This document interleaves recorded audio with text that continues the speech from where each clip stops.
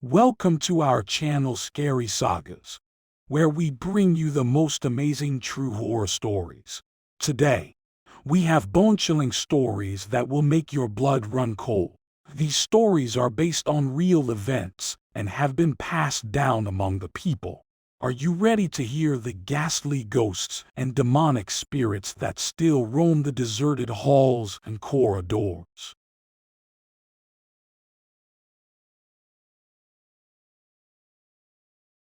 It concerns my uncle's horrible legacy, which was brought to a head many years ago. Therefore, it is a complicated story to convey. I never met him, but my mother informed me of his suicide when I was a teenager, and that was the end of it. There was no other living kin when my father, his brother, passed away from cancer when I was just 3. Dad was the sole person named in my uncle's will, which left my mother in the House of Horrors. Uncle Arthur's Home of Horrors earned its moniker from the gruesome crimes he committed before passing away. As several young ladies went missing over the course of 15 years, he knew the police were closing in. Mom ultimately made a decision on the property after his passing, the accompanying investigations, and the cleaning. She completely renovated it by the time I became 21, after which she rented it out to a number of individuals. When I turned 30, I took over the business and was forced to address several building-related concerns. The tenants claimed to have witnessed terrifying apparitions and heard cries. I didn't believe in ghosts and found it a little annoying to constantly inspect the property at night. Mom was pretty unwell at this point, so I frequently went to the building by myself, equipped with a torch and my revolver. A new renter called me again one night at the start of autumn and claimed to have heard screams. I had become weary of the complaints and believed that they were only hasty responses to the rumors and accounts of the killings. I stepped inside to do my own investigation after declining the request to invite a priest or medium in to perform a cleaning. This time, I made the decision to spend more time within the structure, particularly in the unpopular basement. I advised the woman to find another place to spend the night so I could see the property without interference.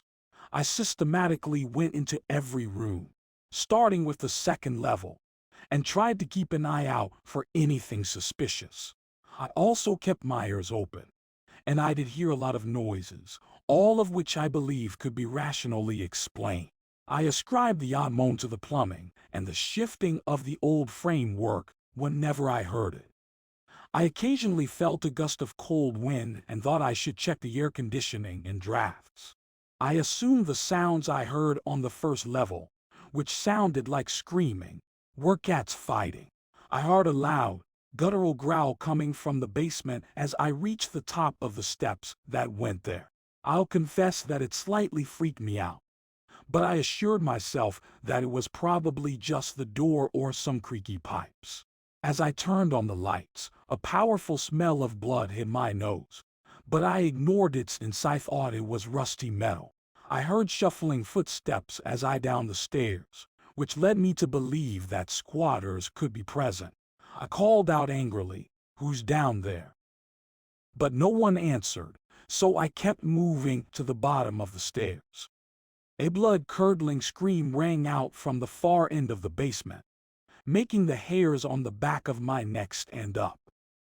I turned on my flashlight because the area wasn't completely lit by the lights, but I was still unable to see anything.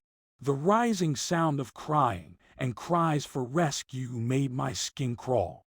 I was unable to explain them. I continued shouting, "Who's there?"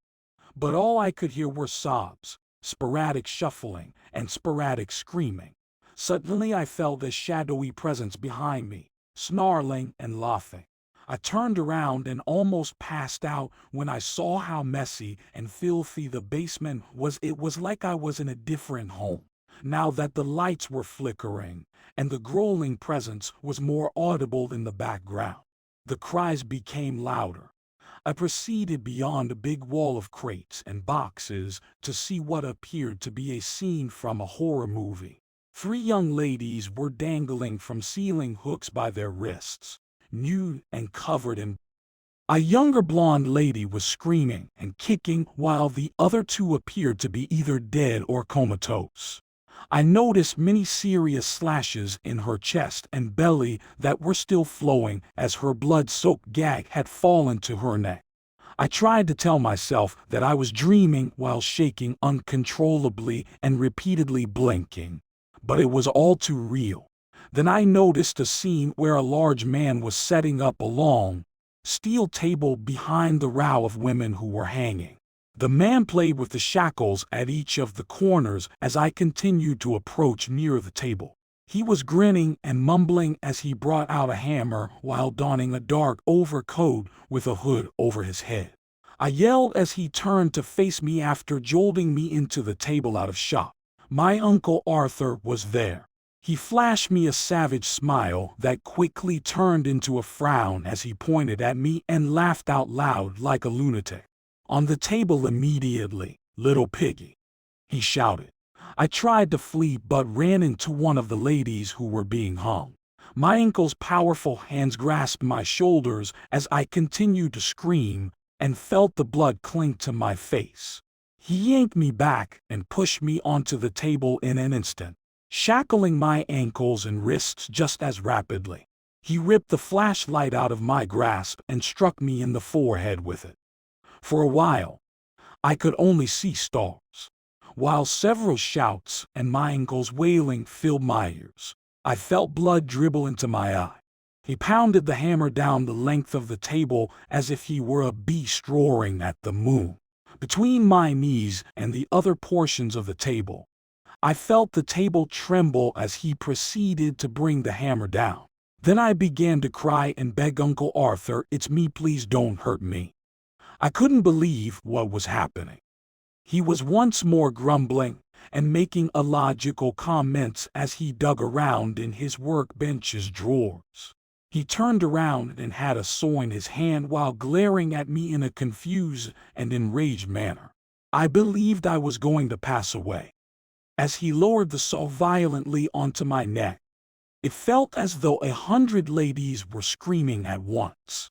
He was roaring like a beast, dribbling through decay, gnashing teeth as he glared at me with black-rimmed eyes.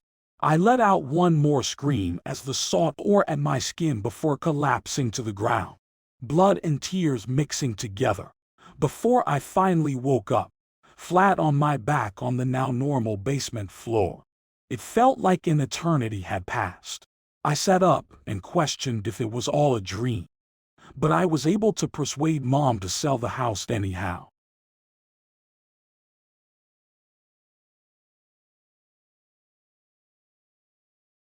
This case tilted the scales in many ways for me as a ghost hunter who mostly gathers recordings. Normally, I follow instructions written by other paranormal investigators, but it appeared like this case just fell into my lap. As I passed a dilapidated farmhouse while traveling to another haunted spot, my spidey senses activated. I practically heard shouts and growls in my thoughts as I reversed and came to a stop in front of the house. I got my gear and entered the property since, oddly enough, there were no signs barring entry. The bulk of the trees and plants that surrounded the ancient home were either dead or decaying, which I thought was strange, together with the sheds and other structures in the neighborhood. The home itself appeared to be deteriorating from the inside out. I snuck up to the front porch and noticed that the concrete stairs leading up to the front door were cracking. I took a careful, light step and then observed the door's old planks that had been nailed across and the fractures in the concrete. Before I even entered the home, the unidentified voices began. I turned on one of my EVP recorders. Then I tugged on the boards and discovered that they were thin and simple to break down. It was eerie enough that the door opened by itself, but I had to keep in mind that there were more risks than structural ones. I tested the flooring as I moved cautiously but quickly felt the goosebumps and the familiar prickling of my hair. I strolled comfortably into the into the house's middle. To my surprise, seemed strong. But then I stopped dead in my tracks. Behind the sink, a lady was slouched with a huge knife lodged in her chest and blood streaming from her. She started to glance up as I was able to see through her and recognized that I was now experiencing a lingering haunting. She struggled to extend her hand and gesture upward despite the excruciating agony on her face. She yelled after that.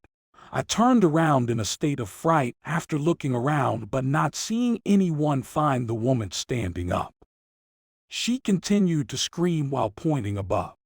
Her jaw was wide open as her head started to jerk and shake violently. Even though I was on the verge of passing out, I knew I had to look into it, so I rushed out and up the stairs. As I ascended, I could hear the boards behind me cracking from my sluggish ascent. I whirled around, but no one was there. I felt like I was being followed, but I had to proceed to the front bedroom of the dilapidated house. Once more, the door opened by itself, which made my skin crawl.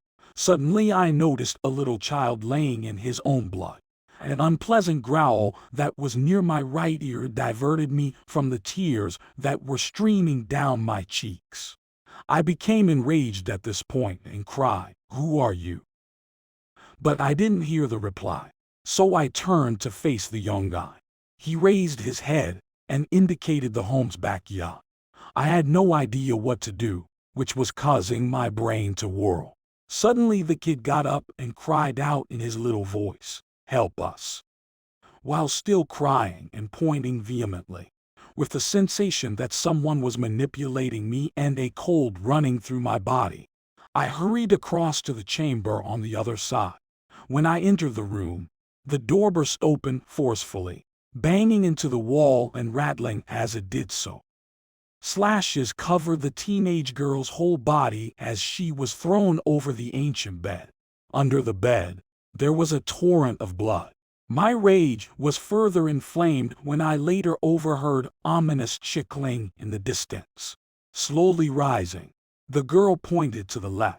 Her lovely face was covered with bruising and gashes. For this ghostly family, who had undoubtedly been brutally assaulted by a nasty attacker, I was sobbing in rage tears. The mother screaming, the young boy's screams, and the girl's gurgling on the bed could still be heard. She was trying to talk despite having her neck cut, pointing to the back of the home. It took me some time to get the courage to continue advancing, but I had the feeling that I may discover the murderer there. I was angry with myself for entering this nightmare unprepared, because I had never experienced anything like it. I then turned on my video camera and started pointing it all over the area while I continued walking. I shivered in terror and slipped down the landing to the room in the rear while the gurgling, crying, and screaming continued. I shivered and moved more slowly when I heard the door's gradual creaking before I even entered the room. When I approached the door, where I anticipated confronting the assassin who killed this family, my body trembled. Rather, I observed an adult guy sitting in a chair with an axe buried in his skull. Blood was pooled underneath the chair.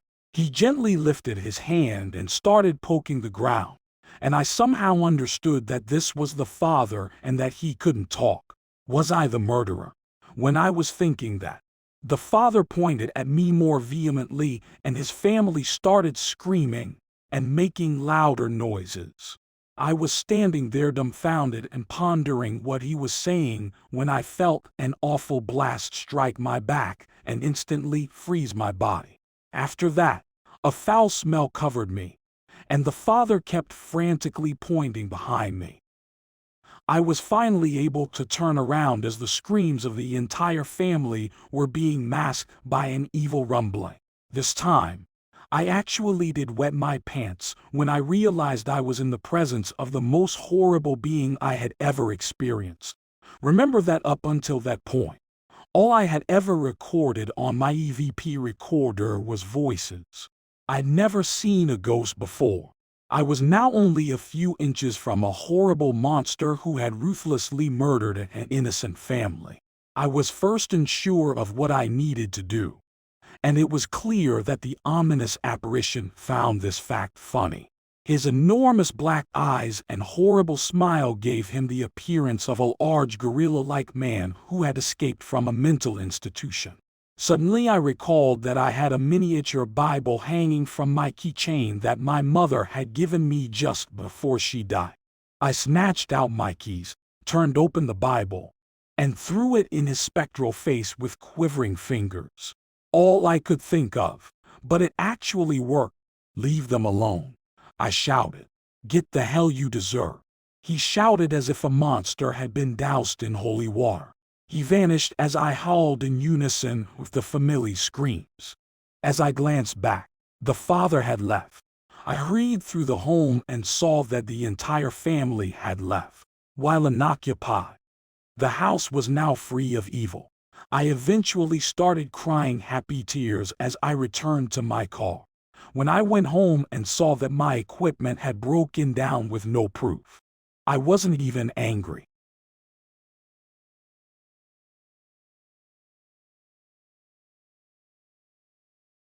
When the city decided to demolish ancient buildings with asbestos in the walls, I was a member of a cleanup team. It was a terrible situation because the building I was assigned to house a toy business for at least 50 years. When I arrived at the location, I noticed a strange aura that seemed to be a blend of nostalgia and long-forgotten recollections. There was also something more present that I was unable to identify. Without a doubt, it was spooky. I had heard many ghost stories before, but I had never really paid attention to them. I was about to be shown to be incorrect.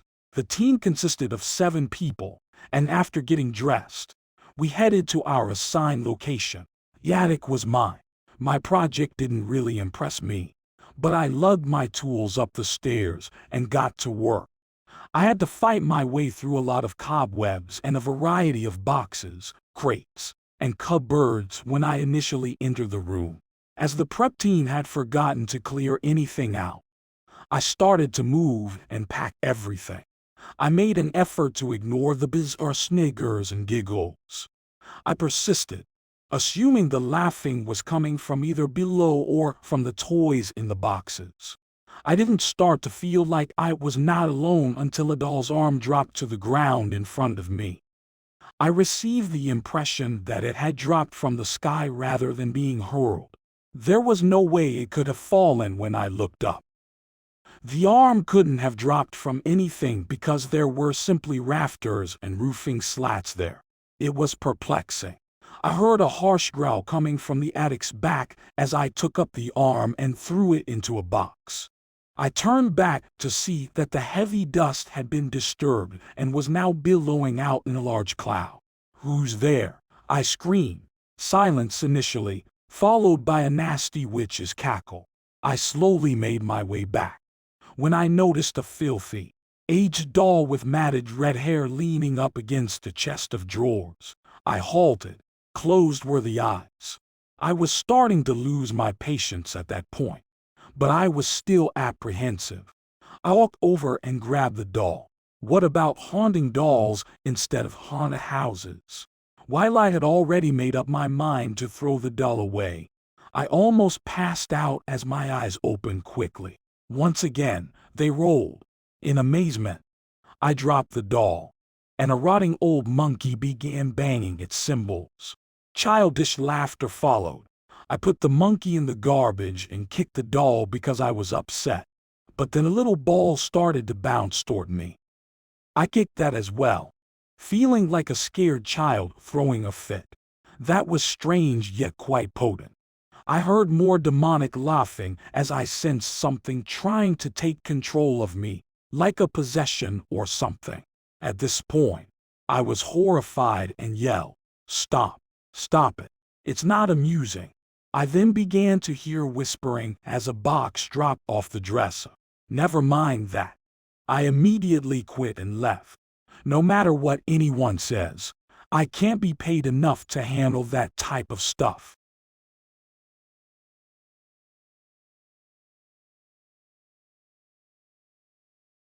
It was difficult for me to decide whether to tell this tale since it's too simple for others to assume you're mad or worse.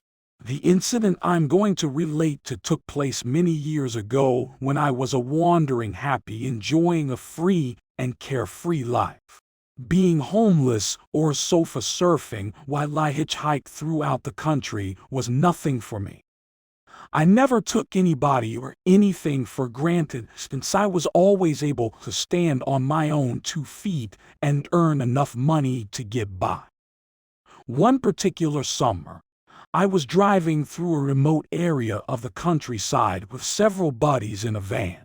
We decided to head into the mountains in search of a remote camping area where we could hold our workshop. As we were all musicians, we were thrilled to discover a stunning location where we could listen to the sounds of nature. As we put up a few tents and headed out in search of water and firewood, the van acted as the command center. I made the stupid choice to travel alone so I could develop my musical vibe and enjoy some peace. I was about to walk into a terrible trap and had no idea about. In a dusty area in the woods, I came across an abandoned cabin with a rusted, sloping tin roof. I was drawn to the area because I had to look into the possibility that multiple families had resided there throughout the years. I was already creating a piece of music in my head, humming a melody that I believe captured the essence of the place. My hair stood on end as I approached the hut, but I put it down to the fact that I was alone. I peered through one of the smashed windows and noticed some antique furniture and what looked to be a rather tidy inside. I cautiously approached the front door and knocked while waiting for an answer, but no one replied. I cautiously approached the door and noticed that it was vacant. I then entered to see a nice house. After exploring each room, I concluded that someone must have lived there and turned around to leave. The sound of the front door slamming shut and ominous footsteps coming in my direction caused me to freeze in my tracks. My mind scrambled with excuses for the intrusion, hoping that whoever it was would take mercy on me. I panicked when I saw a huge man with a bear-like build, donning a filthy leather apron and sporting an iron mask. When he yelled at me through the mask, I briefly believed I was in a nightmare and hoped to be roused. "Who travels there?" I screamed in fear as he held an axe covered in blood on the dirt floor. I tried my best to calm myself down so that I could respond to his inquiry while hearing his heavy breathing and moaning. "My apologies. I believe this location was deserted, but I'll go right now." I stood still as I awaited his reaction. He grinned like a fiend, hurled his axe aside, and then charged toward me, giving me a horrible cold. I can't for the life of me understand why I simply stood there. But soon enough he had his big, grubby hands on me. I was snatched up and thrown across the room by him. I hit the wall hard, fearing that I had fractured my back. I shouted and begged him to let me go, but I then heard other voices laughing maniacally along with his. He brought me behind the hut, grabbed me by the neck, and made me go out the front door with him. I realized my time was up when he led me to a big shed. No matter how desperately I pleaded for my life, he disregarded me and shoved me in while maniacally laughing. As soon as I entered the aging shed, I heard several chains clinking and noticed a variety of equipment and weapons hanging from the walls. When additional voices joined him in jeering and taunting me, he tossed me on a steel table and chained me to it. When I raised my head, I noticed several dead bodies hanging from the chains, slaughtered and covered in blood. The fact that some of the dead were still alive and staring at me in panic astonished me even more. He was using an ancient whetstone to hone the blade of a nasty-looking scythe while I continued to cry and beg. When the creature approached, I sometimes overheard voices taunting me and yelling, "Trespasser!" and "New blood." Through the hole in his metal mask, I could make out a huge, red eye that was covered with blood, perspiration, and grime. "Some guts, some glory makes a lady all dead and horrible," he muttered as he bent over me. He then laughed once more. I was so terrified that I was unable to even yell. My teeth began to rattle, and I could only shiver and sob. I discovered that I could see straight through him and to the shackles above me as he raised the scythe above his head. I thought to myself in that instant, could this be a hallucination or perhaps a lingering haunting? I shouted, "You're dead." As soon as I had that notion, "You all are dead." His crimson eye widened in rage and fury as he stood there still with the scythe still lifted in the air. "I am the Hangman," he shouted. "Your victim is me. You died because you fell into my website. Now you die. Now you die," was repeatedly chanted by the other voices as they laughed.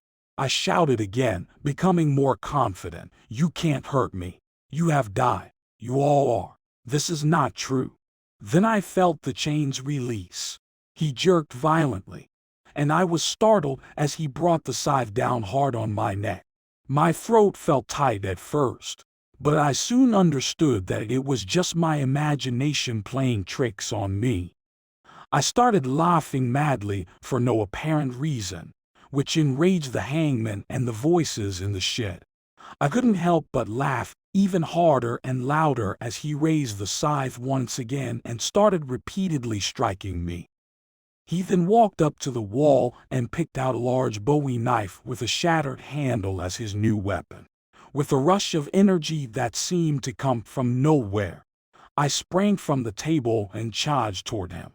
"Go back to hell and take your army with you," I somehow learned to yell. The other voices screamed in fear as he let out one more roar before ultimately vanishing in a cloud of black smoke. I suddenly became aware that everything had returned to normal. Old agricultural machinery and clutter filled the shed. My pals were waiting for me when I hurried outside because they had heard me yelling. They believed I had gone insane, despite my genuine belief that I was going to pass away. Facing a monster and his army of unseen tormentors revealed a part of me that I had never known existed.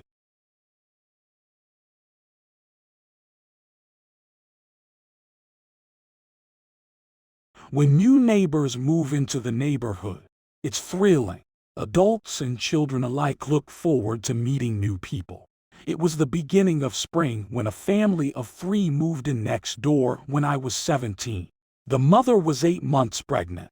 The father worked the night shift, and their 16-year-old daughter was quite timid. To greet them, my mother brought over a tray of cookies, but she returned with an odd expression on her face. When I asked her how they were, she just said, "Weird." This piqued my interest, so I prodded her for further information. All she'd say was that they appeared suspicious, didn't ask her in, and didn't want the cookies. My mother peeked out the window a few weeks later and remarked, "She must have had the baby." When I peeked over her shoulder, I noticed the mother in the front yard, clearly not pregnant, but we never saw the kid because the daughter was homeschooled. It took me a while to say hello, which occurred at her letterbox. I happened to be in the garden at the time, so I went over and introduced myself. She was trembling and terrified. "Does it look like a newborn brother or sister?" I inquired innocently. She gazed at me for a long time without responding. She then turned around and returned inside. I realized she hadn't told me her name and that she was terrified. One night, I was awakened by horrific shrieking and sobbing, which appeared to be from a newborn infant. To say the least, the sobbing newborn was upsetting. My parents awoke as well, and after a while, my father decided to go over to investigate what was going on. His face was pale when he returned. He took along to inform us that the father had remarked, "The baby died during childbirth." We remained at the table, perplexed, since the cries could still be heard faintly and hauntingly. This carried on for a few days until one night they all piled into the car and drove away. Later that night, I was talking with a friend online about the whole thing, and he advised me to go investigate. We debated for a long time until he ultimately convinced me. I sneaked out and leaped the fence, carrying my phone with me. Even though I was alone, I felt more secure since my friend was on the phone with me. The rear door, to my surprise, was unlocked. My heart was racing at 100 miles per hour. I turned on the flashlight and proceeded through the house. My skin was crawling as I moved from room to room, feeling unsettled, if not malevolent. Then the sobbing began. The hairs on the back of my neck stood on. But I had to keep looking. The weeping appeared to be coming from the basement. I just had to go in when I discovered the door. The weeping became louder as I began to walk down the steps. I shuddered in terror, but continued. I followed the crying to a huge armoire at the bottom of the stairs. The roar had become considerably louder. As I opened the door and saw a series of specimen jars loaded with numerous embryos, I nearly passed out. My thoughts were racing with inquiries tinged with terror and despair. Several of them were strung together. I hadn't realized the weeping had ceased and the basement had gone dead silent until one of them moved. I shrieked when I saw one of the fetuses open its eyes, which appeared to start sobbing all over again. In terror, I bolted. As I hurried back home, my pal had gone offline. I never said it to anyone until they moved out a few weeks later. Whether you believe in ghost tales or not, this was quite unsettling. They seem to like that these stories will leave you with more questions than answers. They are a reminder that sometimes the truth is much darker and more mysterious than we ever imagined. Join us next time on Scary Sagas for other spine-chilling true stories.